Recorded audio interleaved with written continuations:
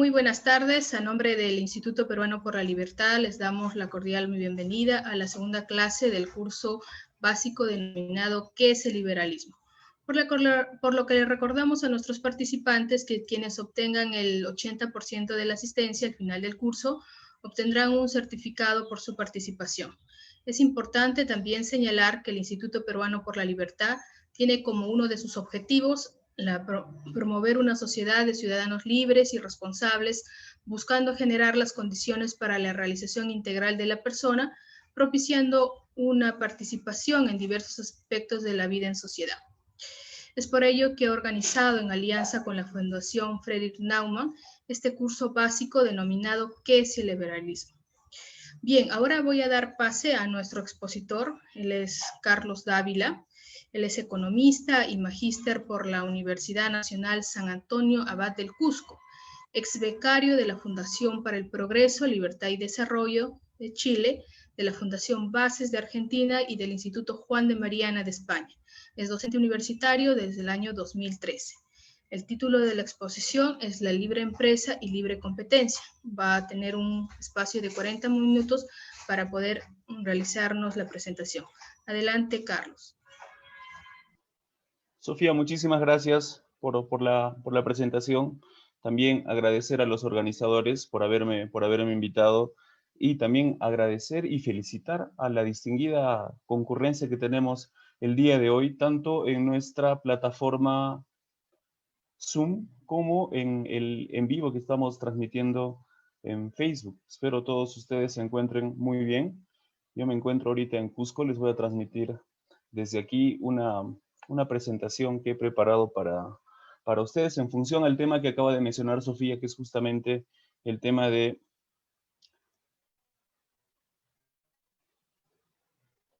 libre empresa y libre competencia. Yo me siento muy honrado de poder ser parte de la plana docente de este curso de liberalismo. Por favor, confírmenme si están viendo la pantalla que comparto.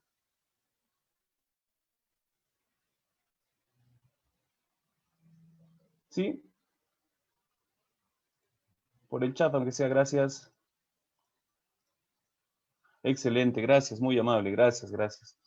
Yo me siento muy contento, como les decía hace un instante, de poder ser parte de la plana docente, de este curso básico de liberalismo, porque no sé si ustedes se han dado cuenta que las ideas tienen consecuencias, las ideas son importantes, y entonces que nosotros empecemos a tener la posibilidad de escuchar algunas ideas, y no solamente desde un punto de vista muy superficial, si bien es cierto, nosotros vamos a tocar, es un curso básico, pero son varios temas.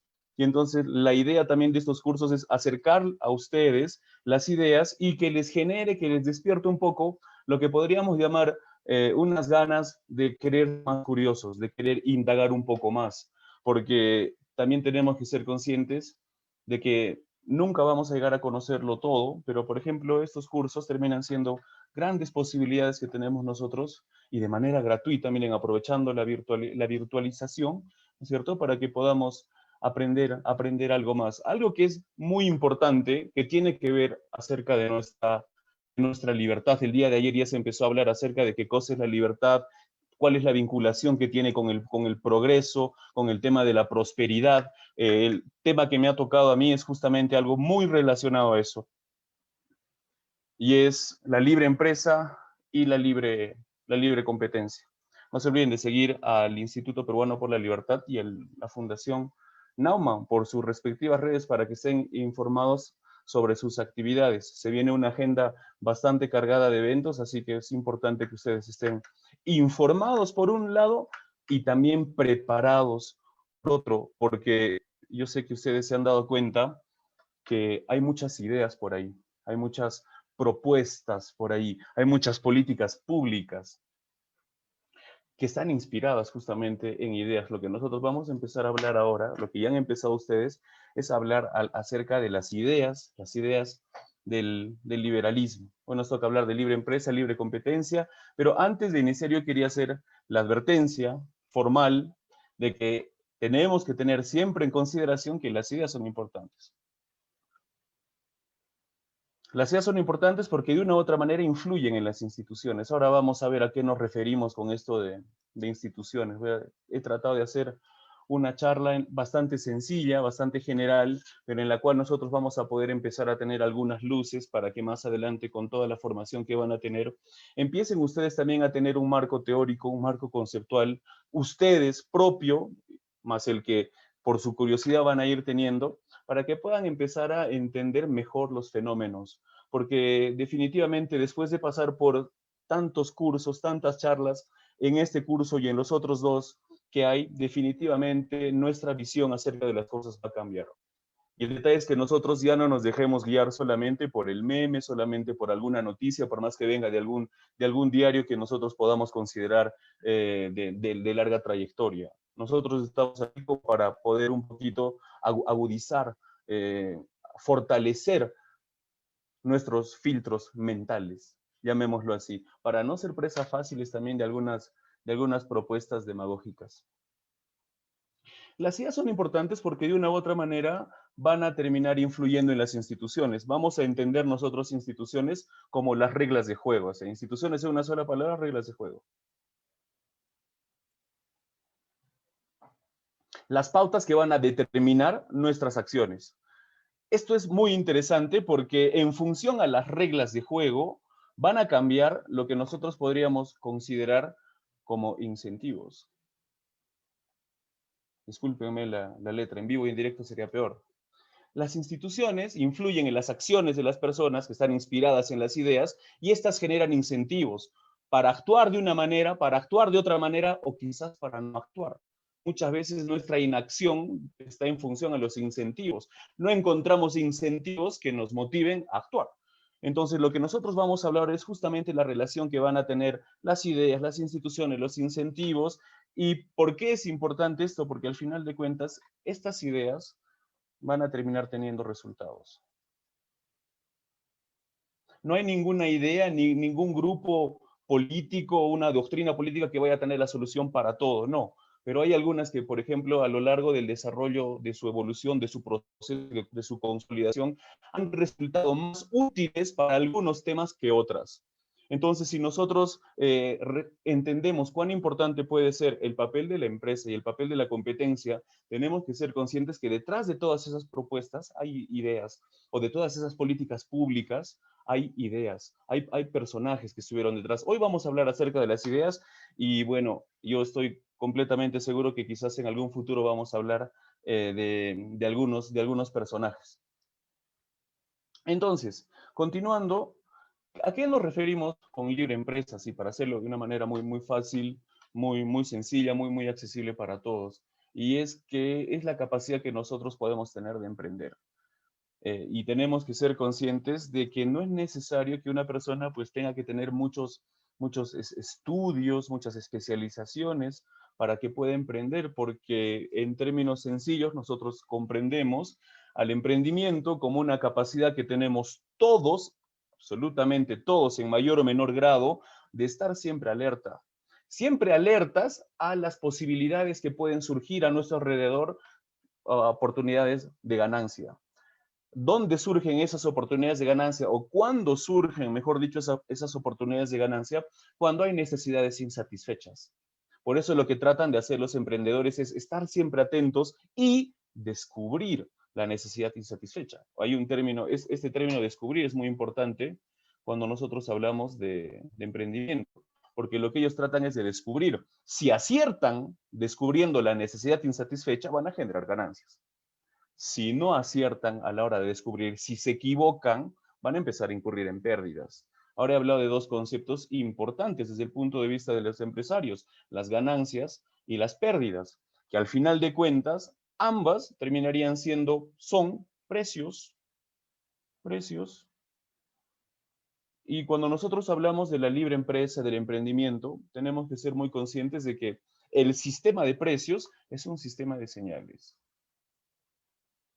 Entonces, justamente aquellas industrias que generan mayores ganancias son más atractivas para posteriores inversiones.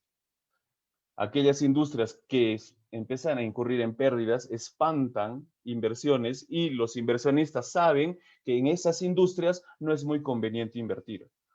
Los precios son señales. Si nosotros consideramos a la libre empresa como la capacidad que vamos a tener de poder emprender, también tenemos que ser conscientes que ese emprendimiento es estar siempre alerta, ese asumir costos y correr riesgos está en función a un sistema de precios. Hace un rato les hablé acerca de los incentivos. Entonces, obviamente, los emprendedores cuando ven ganancias en algún sector tienen más incentivos para entrar en él. Hay un sistema de señales. Los precios terminan siendo un mecanismo que transmite información y de una manera descentralizada para todos. Solamente nosotros, con nuestra capacidad emprendedora, en función de estas señales, podemos empezar a tomar decisiones. Es por eso que los emprendedores asumen costos, corren riesgos y obviamente no lo hacen porque son buenos y quieren lo mejor para nosotros. Lo hacen porque piensan en sus propios intereses. Y no hay aquí nada de malo en que una persona piense en sus intereses si está sirviendo a los demás. No hay, por ejemplo, mucha contradicción en el tema del interés personal, porque lo que tú estás haciendo es querer algo para ti, pero al mismo tiempo estás sirviendo a otros. Hay que ser muy atento en ese tema del interés personal. Si quieren, al final con el tema de las preguntas podemos abordar más ese concepto tan controversial. Luego, ¿qué cosa quieren hacer los emprendedores que están siempre alertas, asumen costos, corren riesgos? Quieren entrar al mercado y ser formales. En el Perú tenemos una gran informalidad, pero lo que ellos quieren es definitivamente ser formales, pero obviamente, ¿por qué se ven impedidos de eso? Porque hay muchas regulaciones y muchas veces se les hace con la legislación, con las leyes, se les hace complicado mantenerse en el mercado mucho tiempo. Podríamos identificar así de manera general tres grandes momentos, ¿no? Un momento cuando se quiere entrar al mercado formal, luego la permanencia y quizás un tercer momento que implicaría poder salir de ese mercado. Entonces, eso es básicamente el emprendimiento. Como se pueden dar cuenta, los emprendimientos no se van a suscitar, no se van a dar, las acciones humanas no flotan, los intercambios no se dan en entornos que no tengan algún tipo de sustento, algún tipo de base. En este caso, nosotros consideramos a los entornos institucionales como las bases de la libre empresa y, como vamos a ver más adelante, también como las bases de la libre competencia. ¿Qué cosa nosotros entendemos aquí por entornos institucionales? Son dos nociones que siempre tenemos que tener en cuenta porque muchas veces cuando escuchamos en el debate público el tema instituciones, solamente nosotros nos imaginamos a una organización como el Jurado Nacional de Elecciones, o la OMPE, o la RENIEC, o el Banco de la Nación, o demás. Pero cuando nosotros hablamos de instituciones, también tenemos que ser conscientes, como les dije hace un instante, que nos referimos a reglas de juego, las reglas de juego, pero siendo un poquito más precisos, podríamos hablar que estamos expuestos a costumbres, que son reglas de juego, que podríamos catalogar como consuetudinarias, y las leyes per se, la legislación. La legislación, el papelito blanco, las letritas negras, el sellito, la firma, el encabezado que puede tener ahí, el membretado que puede tener ahí. Entonces, obviamente, ¿no? Nosotros quizás pasando el debate en el que podemos mencionar que la legislación o las leyes que van a tener mayor legitimidad por parte de la ciudadanía van a ser aquellas que no estén muy alejadas y que no sean muy difíciles de cumplir desde el punto de vista de sus costumbres. Si nosotros nos ponemos a analizar ahora ya también desde el punto de vista económico, o sea, analizar económicamente la legislación, tenemos que ser conscientes de que cumplir la legislación es costoso. Y mientras más legislaciones haya, va a ser mucho más costoso que muchos peruanos puedan acceder, por ejemplo, a la formalización o a mantenerse en el mercado o quizás incluso poder salir. Aquí hay un punto muy particular que es el siguiente. Nosotros cuando hablamos de los costos, tenemos que ser muy conscientes de que hablar de un costo es no solamente hablar de dinero. No solamente hablar de plata, no es solamente un aspecto crematístico. Cuando nosotros hablamos de que puede ser costoso en términos de tiempo, en términos de esfuerzo. Y entonces, ¿cuán costoso puede ser formalizar? Si nos ponemos a pensar única y exclusivamente en la parte económica, por poner un ejemplo, que pueden ser 600 soles para formalizar. Solamente permítame, por favor, poner el ejemplo. Entonces, las personas que van a cumplir esta legislación, que tienen que pagar por la legislación, no son personas que tienen los mismos ingresos. Nosotros podemos encontrar, por ejemplo, familias, personas de ingresos altos, de ingresos medios y de ingresos bajos. Ingresos bajos. Y entonces ellos tienen que pagar esta legislación. El verdadero costo de pagar esto es lo que cada uno de ellos, cada grupo, sacrifica. Nosotros tenemos que ponernos a pensar así. ¿Cuánto sacrifica una persona, una familia de ingresos altos para pagar esta regulación? ¿Cuánto sacrifica una familia de ingresos medios para pagar esta regulación? ¿Y cuánto sacrifica una familia de ingresos bajos para pagar esta regulación? Dependiendo dónde nos encontremos, va a estar el sacrificio que nosotros realizamos para poder pagar esto. Entonces, es por eso que desde un punto de vista de la legislación, lo que se tiene que buscar es lo que les estoy poniendo aquí. Y es que se disminuyan los costos de poder cumplir la legislación. Y en ningún motivo, aumentarlos. Porque ¿qué es lo que pasa cuando nosotros aumentamos los costos de la legislación? Es cada vez más caro, por ejemplo, solo por poner ejemplos, permítanme ser bastante amplio en este curso básico. ¿Qué pasa si nosotros aumentamos los costos de cumplir la legislación? Digamos, permítanme, a 800. Ojalá se esté notando ahí en la pantalla, 800. ¿Quiénes van a ser los perjudicados? Quienes están más aquí abajo. ¿Quiénes van a ser los únicos que van a poder pagar? Los que están por aquí arriba. Entonces, nosotros nos podemos atrever a decir inclusive, permítanme, que los costos de la legalidad más elevados, mientras más elevados son discriminatorios para este grupo. Y benefician a un grupo. Obvio que el grupo no lo está pidiendo, en este caso, que es el ejemplo que les acabo de poner. Pero cuando habría una legislación más costosa, ¿quiénes van a tener el beneficio de poder pagarla? Es como una valla que se tenga que superar. ¿Quién va a poder superar esa valla? Los que están por aquí arriba y no tanto los que están aquí. Y entonces, si nosotros entendemos a la empresa como una unidad no solamente de producción de bienes y servicios, que al final de cuentas es satisfacción de necesidades, sino también como que las personas que trabajen ahí van a empezar a tener ingresos, mientras más fácil sea poder emprender y mientras más empresas hayan, van a haber entonces un mayor dinamismo. Con esto que les estoy contando, estimados alumnos que están aquí en el Zoom y nos están escuchando en el Facebook, no quiero decir que esta sea la solución de todos los problemas y con esto el Perú se vuelve potencia mundial y se acabaron los problemas. No, es una forma de abordar un problema. No es la solución para todo, pero tenemos que ser conscientes de que si queremos empezar a tener mayores ingresos y que haya mayor satisfacción de necesidades, que nos podamos volver competitivos, entonces tenemos que entender que los costos de poder entrar al mercado, permanecer en él, operar en el mercado, reaccionar ante los cambios, tiene que ser, las reglas de juego tienen que ser lo menos costosas posibles.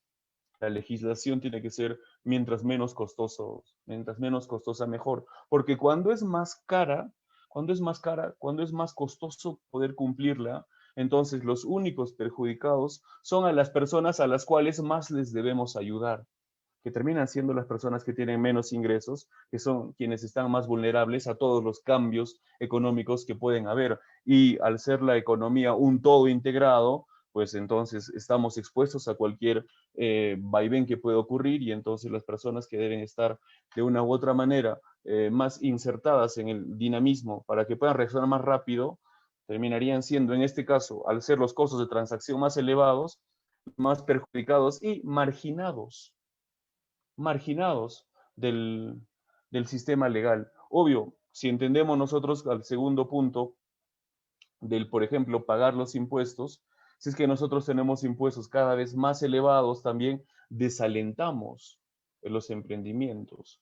Y en muchos casos alentamos la evasión, elusión tributaria, métodos legales o no, para poder pagar menos impuestos.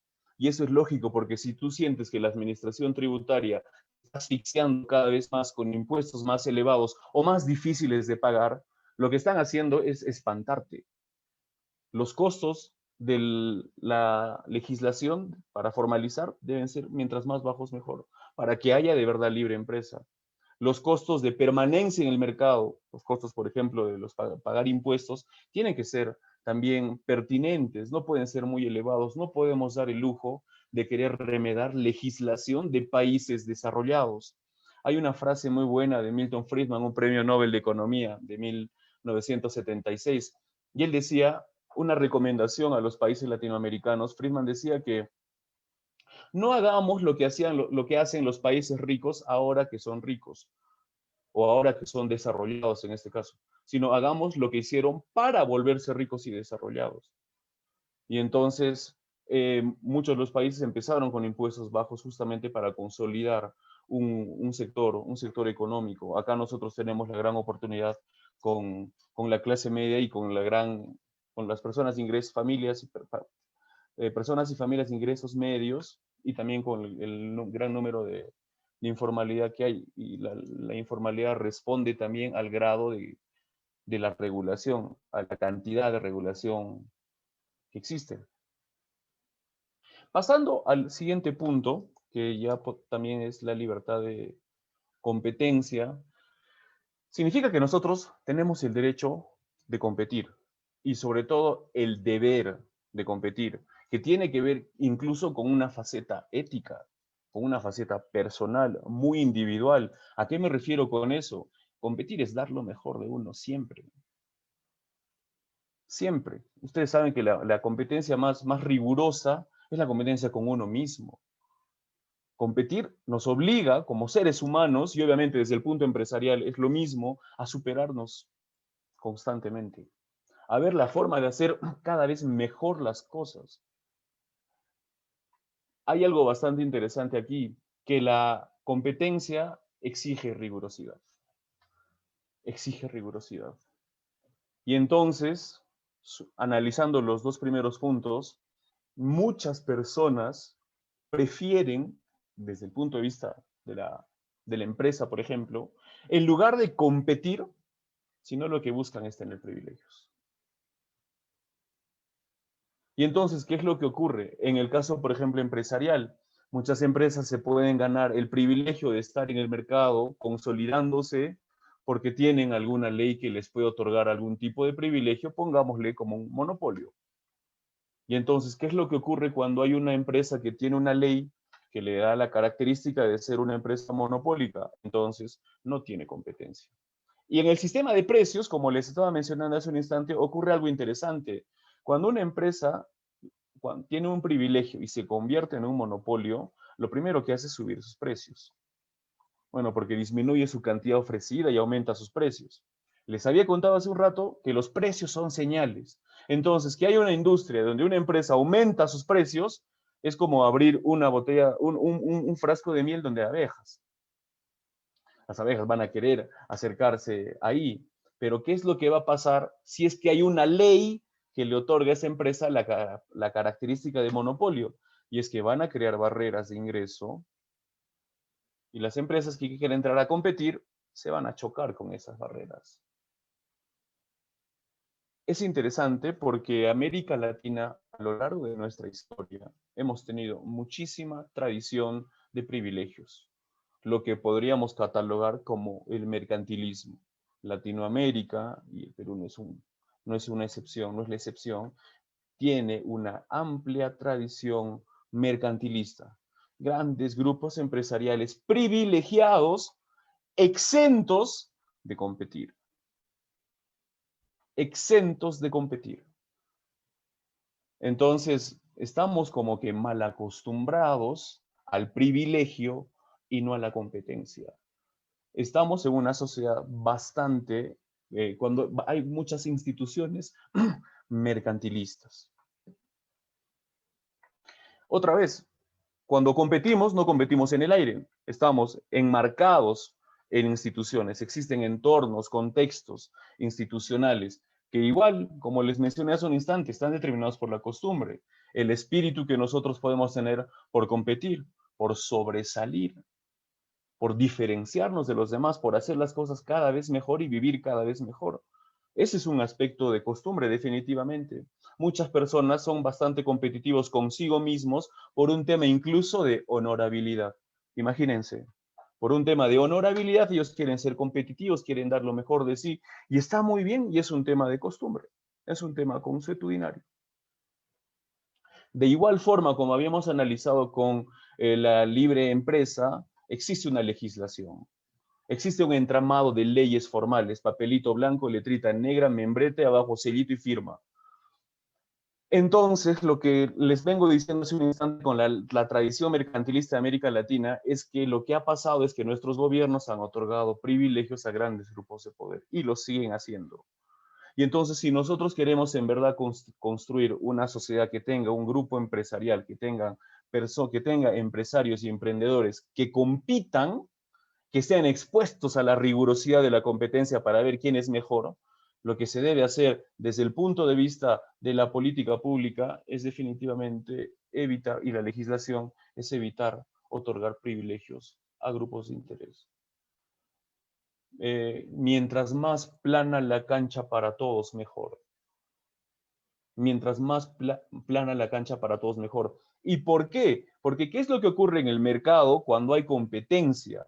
Cuando hay mayores entornos competitivos, o sea, las costumbres y las reglas de juego, las leyes, las instituciones no otorgan privilegios y todos estamos ávidos a la competencia, expuestos a la competencia, ocurre un fenómeno bastante interesante, que es a medida que aumenta la competencia, se supone que inmediatamente hay un aumento de empresas. Eso puede ser reflejado con aumento de la oferta. Aumentan las empresas y la cantidad de los bienes que van a ofrecer. Y dentro de todo ello, la lógica es que mejore también la calidad en sentido de la calidad del producto y la competitividad en función a los precios y la relación calidad-precio que puede existir. A mayor competencia, mayor oferta, mayores empresas. ¿Y qué es lo que pasa? ¿Cuál es el fenómeno, cuál es el resultado natural de la competencia entre las empresas en función a los precios? Que los precios disminuyan. Que los precios disminuyan. ¿Y qué significa eso? Significa que nosotros vamos a poder, con los ingresos que tenemos, consumir más. Aumenta el consumo. ¿Y qué significa que aumente el consumo? Significa que aumenta la satisfacción de necesidades. Satisfaces cada vez más necesidades o las mismas necesidades de mejores formas. ¿Eso qué lleva como resultado final? Que disminuya la escasez. Si hemos llevado en algún momento algún curso introductorio, por ejemplo, de economía, sabemos que la gran dicotomía de la economía es que tenemos múltiples necesidades por satisfacer y los recursos son escasos. Entonces, una forma de poder abordar el tema de la escasez de los recursos es definitivamente ampliando los espacios de competencia. Y ya que hemos puesto este diagrama aquí, ¿por qué no hacemos la lógica contraria para ver si encaja con lo que les estoy diciendo? A ver, con otro color. Pongámonos a pensar situaciones donde la competencia se restringe, donde hay privilegios para algunos grupos, ¿no? Situaciones mercantilistas. Hay menos competencia, miren, estoy por este lado, hay menos competencia. ¿Qué significa? Se restringe la oferta. Si hay menos oferta, significa que hay menos empresas, menos bienes, menos servicios, se disminuye la oferta, se restringe la oferta. ¿Cuál es el resultado natural en función a los precios? Se disparan. Si los precios aumentan cada vez más porque hay menos empresas, entonces nosotros ya no vamos a poder consumir lo mismo que consumíamos antes. Y eso significa que no hay satisfacción de necesidades. Eso hace que nosotros sintamos que aumente la escasez. Se tiene que evitar otorgar privilegios desde el poder político. eso es lo que anula los emprendimientos también. Podríamos relacionar lo que estuvimos viendo hace un instante con el tema de los costos de transacción. Si los costos de transacción son muy elevados, no todos los participantes no van a poder pasar esa valla. Y entonces los costos de transacción elevados también restringen la competencia. También restringen la competencia. Al bajar los costos de transacción, no solo permites que sean más personas las que puedan emprender, sino al mismo tiempo también estás fomentando la competencia. La competencia no necesita una ley para que exista, simplemente no se deben otorgar privilegios. Así de sencillo es este fenómeno. No necesito una ley que diga la ley de la competencia, no, basta que no se otorguen privilegios. Y automáticamente va a empezar a ver el fenómeno de la competencia. ¿Y por qué? Porque pues cuando hay una empresa única en el mercado, pone precios elevados porque restringe la cantidad ofrecida, ¿no? Y si no hay barreras, lo que va a pasar es que automáticamente va a empezar a tener más competidores. Porque el precio alto es una señal. Es una señal. Ya para ir finalizando esto y empezar a escuchar a ustedes y a leer los comentarios que han puesto ahí, tenemos que entender que emprender y competir son las dos caras de una misma moneda. No puede ir la una sin la otra. ¿Por qué? Porque cuando nosotros analizamos una situación, por ejemplo, de emprendimiento y de no competencia, estamos hablando de mercantilismo, que es el gran problema, uno de los grandes problemas que aqueja a todas las regiones latinoamericanas. Grandes grupos empresariales o sindicales con privilegios exentos de competir, que se ganan, en el caso de las empresas, la posibilidad de estar en el mercado sirviéndonos a nosotros, previo privilegio, y no sirviéndonos, permaneciendo en el mercado, porque nos han servido a nosotros con eficiencia, con precios competitivos, con productos de calidad. Entonces, ahí la lógica empresarial cambia completamente, por eso tenemos que ser nosotros conscientes de que los objetivos y a su vez resultados. Como les decía, ya para ir terminando, además de entender que la competencia y el emprendimiento, o al revés, el emprendimiento y la competencia son las dos caras de una misma moneda, nosotros tenemos que aprovechar que en Latinoamérica, en el Perú, en las distintas regiones en las que estemos, hay mucha creatividad y tenemos mucho espíritu empresarial. Solo que muchas veces la legislación no impide que nuestro espíritu empresarial se canalice hacia el sector formal. Entonces, lo que debemos esperar es que la legislación deba ser accesible para todos, y también no debe otorgar privilegios especiales, porque cuando hay empresas privilegiadas no compiten, entonces no están expuestos a los rigores de la competencia. Si no están expuestos a esos rigores, no todos van a tener la iniciativa de querer ser más eficientes para con nosotros, que seríamos sus clientes. La competencia obliga a que las empresas se esfuercen en ser más eficientes, y al final de cuentas, ¿quiénes vamos a ser los beneficiados? O mejor dicho, ¿quiénes hemos en función de cuando en el país empezó a haber cada vez más espacios competitivos? Los demandantes, porque los precios disminuyeron. Si no, pongámonos a pensar nada más en el tema de las telecomunicaciones. No tuvo que haber una ley para que bajen algunos precios. Simplemente fue el fenómeno competencia. Mientras más se abrió el mercado, entraron más empresas, ofrecieron más servicios, y la forma de competir es ofreciendo bienes de calidad a un precio competitivo en relación a la calidad y en función a su competencia. Es importante. ¿Por qué es importante todo esto? ¿Por qué es importante esto que estamos hablando? Porque mientras más empresas haya, no solo va a haber mayor satisfacción de necesidades, sino también va a haber mayor generación de ingresos, y eso supone la superación de la pobreza. Poco a poco, de una manera progresiva, de una manera acumulativa, poco a poco. Pero mientras más espacios de libertad nosotros tengamos para poder plasmar nuestro espíritu de competencia y de empresarialidad, vamos a tener la posibilidad también más rápido de poder beneficiarnos de un mecanismo del mercado que pueden ser las ganancias, ¿no? Mayor satisfacción de necesidades, incluso si nos ponemos a analizar desde una óptica estatal, hay una mayor recaudación, porque si tú tienes más empresas, incluso van a tributar, y se da el caso de que incluso pueden haber más empresas y que las tasas impositivas tranquilamente bajen, y esto no afecte a la recaudación, porque estamos hablando de una situación en la cual hay cada vez más empresas que van a pagar los tributos. Entonces no sería ya también tan necesario que se aumenten los impuestos. la libre empresa, que hayan espacios donde haya de verdad libre empresa, libertad de asociación, de inversión, que pueda ser fácil entrar al mercado, permanecer en él, poder salir de él, ¿no? Que se respeten también los derechos de propiedad de las personas y que exista el espíritu y también las condiciones para que nosotros podamos desempeñarnos nuestras actividades compitiendo con otros, es el camino a la prosperidad que nosotros tenemos que seguir. Como les dije hace un instante, esto no supera todos los problemas, pero si nosotros identificamos en la ausencia de recursos, en la ausencia, mejor dicho, de ingresos, en la insuficiencia de ingresos, un problema, pues la libertad de competencia, la libertad de empresa y la libertad de competencia pueden hacer mucho. Es más, han hecho mucho, no solo en nuestro país, sino también en muchos lugares del mundo. Les agradezco a todos su participación, su atención. Muchísimas gracias. Yo quedo atento a las preguntas. Muchísimas gracias, Carlos.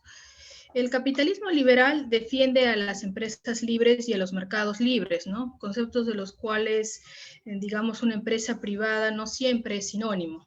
Entonces hay muchas personas que defienden a la empresa privada, más no siempre a la libre empresa o a la libre competencia.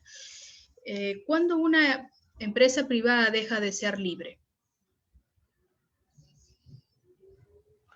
A ver, podríamos entender que deja de ser libre cuando no está sujeta, no está supeditada a este principio que nos estamos hablando tanto de la competencia, porque al final se convertiría en una empresa mercantilista que tendría un privilegio, ya no estaría estando en la situación, ya no sentiría la necesidad de competir. Por otro lado, nosotros tenemos que ser conscientes que si hablamos de la libertad de la empresa para hacer lo que le venga, lo que quiera hacer, los planes del dueño de los accionistas o los asociados o los socios, ¿no es cierto? Bueno, ellos sí tienen la posibilidad de poner los cursos que ellos deseen, siempre y cuando quizás no sean ilegales.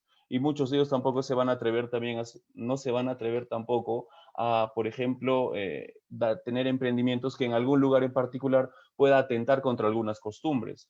O sea, siempre existe eso. Pero, por ejemplo, al decir nosotros que el emprendimiento y la competencia van de la mano, una empresa que ya pierda eso, podríamos catalogarla que ya no sería un empresario libre, ¿no es cierto?, sino sería un empresario mercantilista. Le escuché a algunos autores que hablaban acerca de empresaurio, y a mí me parece muy interesante el término porque son un montón de empresarios los que existen en América Latina. Y aquí es importante mencionar lo que dijiste, y enhorabuena esa pregunta, porque una cosa es un capitalismo que nosotros podríamos llamar de libre empresa, ¿no es cierto?, donde se entra al mercado fácilmente y se empieza a competir, y otra situación en la cual puede ser un capitalismo mercantilista, en la cual puede haber acceso al mercado, puede haber propiedad privada, sí, pero no hay competencia y entonces hay privilegios. Hay privilegios. Ese es un punto muy interesante porque muchas veces ponen en un solo saco a ambos grupos y, por ejemplo, no me parece justo. Es completamente distintos los casos de éxitos de algunas empresas grandes que se hacen grandes a través de privilegios o de algunas empresas grandes que se hicieron grandes a punta de esfuerzo, a punta de trabajo, compitiendo y no teniendo miedo incluso en competir en mercados de fuera, y acá me refiero en particular al grupo Añaños, que son bastante competitivos, no solo en el país, sino también fuera. Ellos con su marca Biscola no han tenido miedo de competir. Ellos son un gran ejemplo de empresarios libres en un mundo, en un mercado, en un entorno mercantilista como el del Perú. Muy bien. También aquí hay una pregunta que la he relacionado con varias de las que hemos recibido y es ¿cómo eliminar los privilegios ya existentes en nuestro país? A través de la forma legal, a través de algunas costumbres, es difícil de poder cambiar, nos indica. Sí, o sea, para poder cambiar el statu quo definitivamente, viendo el tema de la costumbre, y la costumbre no va a cambiar por una ley. Entonces nosotros tenemos que ser conscientes que es un trabajo a largo plazo. El cambio es lento, es progresivo y es definitivamente marginal. Empieza al margen. Los que empezamos a tener ideas diferentes estamos al margen. Nunca somos populares al inicio. Parece que la asimilación de las ideas tiene 3 etapas, ¿no? Una inicial donde estamos al margen e incluso muchas veces las ideas son ridiculizadas. Una segunda etapa donde las ideas entran al debate político, a la agenda política, y una tercera donde muchas de ellas se llegan a implementar.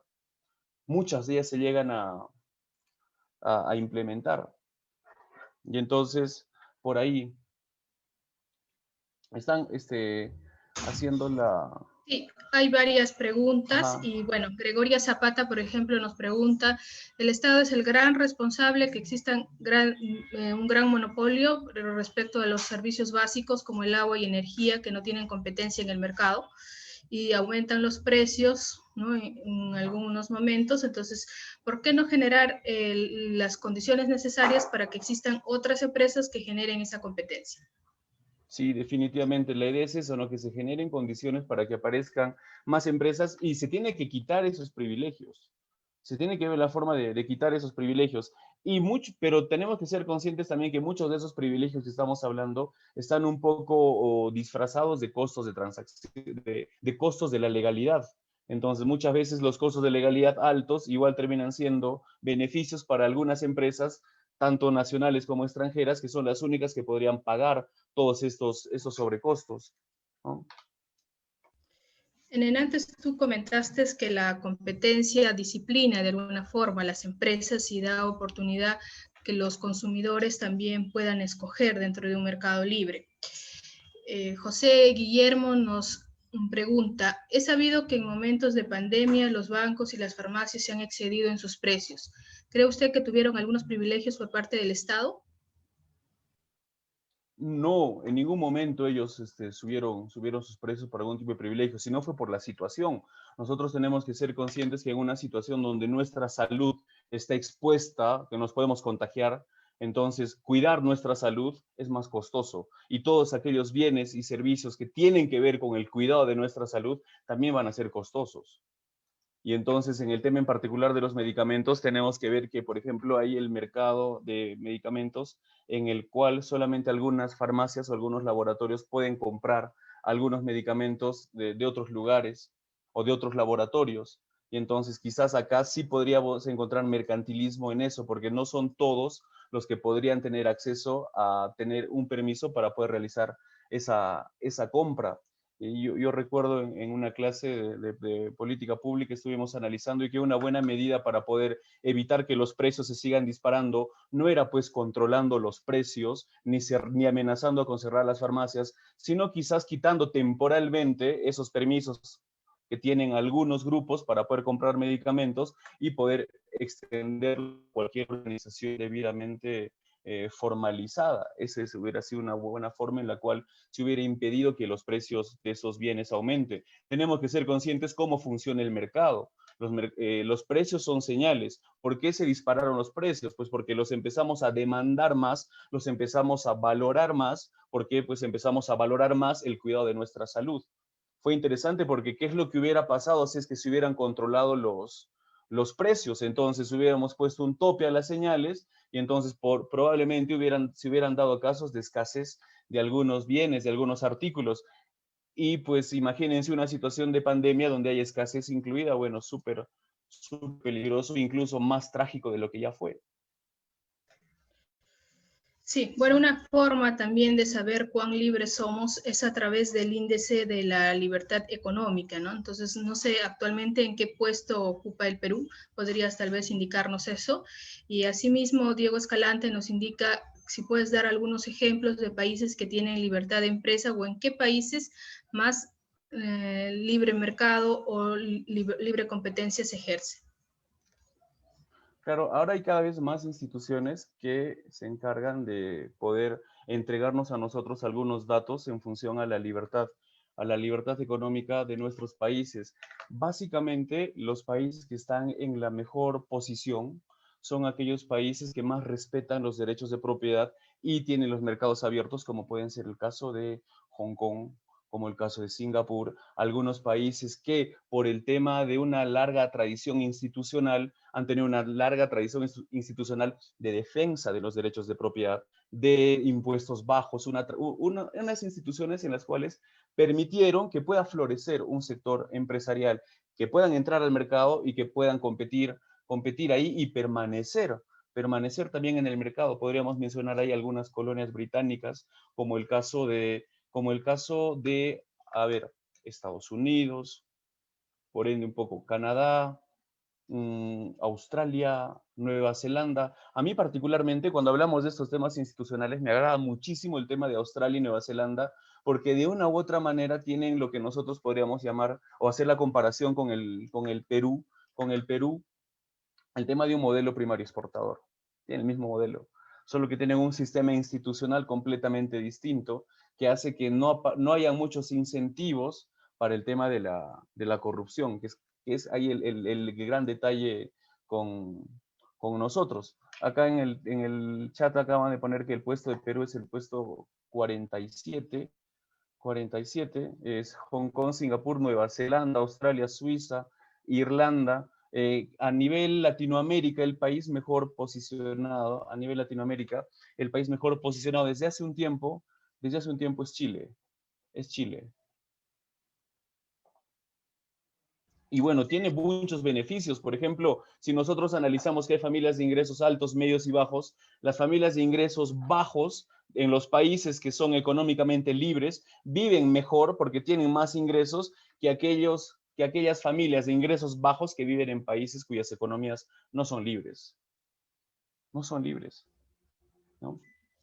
Bueno, hay varias preguntas también sobre el tema de la informalidad, pero ¿cuál es la posible solución para eliminar la informalidad en el Perú? Tal vez será el cambio o la creación de nuevas leyes. ¿Qué opinas? A ver, aquí definitivamente lo que hay que desmontar es el entramado legal que existe. Eh, lo llaman algunos autores la telaraña legal. Yo creo que una gran posibilidad que nosotros tenemos ahí y como que se están dando de una u otra manera condiciones es el tema de la virtualización, el tema de la modernización del Estado. Y entonces nosotros entendemos que para formalizar hay que hacer algunos trámites, algunos pagos. Los trámites lo hacemos de manera personal, de manera presencial, muchos de ellos. Y entonces, ¿qué implica esto? Lo que les decía hace un instante, que los costos de formalizar no son solamente de dinero, también son de tiempo, también son de esfuerzo. Y entonces, la virtualización, ¿qué es lo que va a hacer? Que quizás ya no tengamos que estar yendo a 2, 3 ventanillas en 2, 3 diferentes días o más, para poder estar realizando todos esos trámites, para poder estar cumpliendo todos esos procedimientos. Lo que hace la virtualización del Estado, la virtualización de los trámites en este caso, es disminuir los costos de transacción. Y acá ocurre algo bastante interesante porque más de uno, cuando hemos hecho trámites, nos hemos dado cuenta que muchas veces los trámites se demoran en ir de oficina en oficina, de pasar de sello en sello.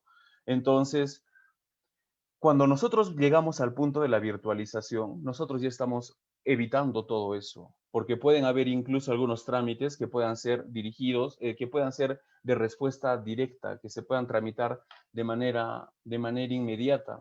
¿Qué es lo que pasa en la situación en la cual nosotros estamos cuando hay muchísimos trámites, mucha burocracia que impide que los empresarios puedan dar todo de sí en función a innovación, a competencia, a competitividad?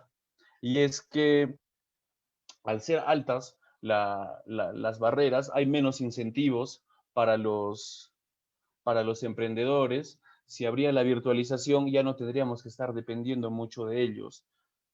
Entonces, nosotros todavía dependemos mucho de la buena voluntad de algunos burócratas para que nos tramiten. Y entonces, quizás nosotros cuando hablamos de poder y de dominación, quizás la burocracia, cuando hay muchos trámites, tiene mucho poder sobre nosotros. Y entonces nosotros dependemos mucho de ellos para que nuestros trámites prosigan. Esos trámites son los costos de la legalidad. En un entorno virtual, lo que se espera, y esa es una tendencia en el tema de la gestión pública, definitivamente es una tendencia en el punto de la gestión pública, y es que pues los trámites sean menos costosos y de preferencia pues se pueda virtualizar, pero esto tiene un largo proceso porque tiene que ir a la par con también reformas en el tema de la infraestructura, del tema de acceso a la electricidad, del tema del internet, y a nivel del país nos falta mucho ese tipo de debates, de discusiones y de inversión. Cuando nosotros decimos que el mercado esté mientras menos regulado, mejor para que haya más libertad de empresa, más competencia, no significa que, por ejemplo, queramos que el Estado se vuelva indolente o ausente y que no atienda algunas necesidades urgentes de los peruanos vulnerables.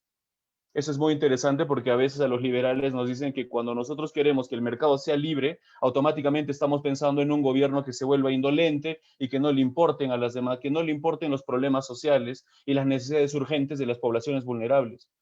Eso no es así. Más por el contrario, si nos ponemos a analizar en función a los recursos, si tú estás cada vez pensando menos tiempo en regular el mercado, vas a tener más tiempo para ponerte a pensar y más recursos para ponerte a pensar cómo ayudas al resto de alguna u otra manera, sin perjudicar a los que ya están dentro del mercado. No tiene ningún sentido. O sea, nosotros no tenemos que caer en el juego de decir que automáticamente los liberales, como quieren que el Estado no intervenga en la economía, eso no significa que el gobierno desaparezca o que le dé la espalda o que le dé la espalda a los más pobres, ¿no? Definitivamente puede haber una preocupación, es legítima, claro que sí. Bien, muchas gracias por tu respuesta, Carlos. También nos preguntan, para que la gente de bajos recursos pueda emprender, ¿se le podría apoyar con subvenciones o esto también se considera un privilegio que impide la competencia? Qué interesante eso. A mí lo que más me agradaría es que, por ejemplo, puedan tener acceso a la formalización sin pagar, ¿no? En ese caso, no tanto un punto de vista que se le pueda dar un capital, ¿no? A mí también me agrada mucho el tema de algunas exoneraciones tributarias en algunos casos, no solamente para que puedan empezar a emprender y consolidarse en el mercado familias que no tienen recursos, pero también tenemos que ser conscientes que no pensemos que va a ser una familia que no tiene recursos la que quiere emprender, porque muchas veces existe la figura de la asociación. Y hay otro tema más que es muy interesante, que las familias sí tienen capital, solo que no está reconocido formalmente.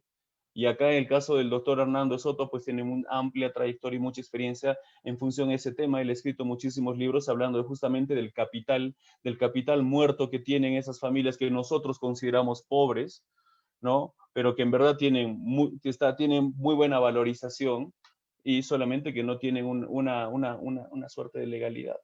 Y entonces no les puede servir como, por ejemplo, garantía para un crédito.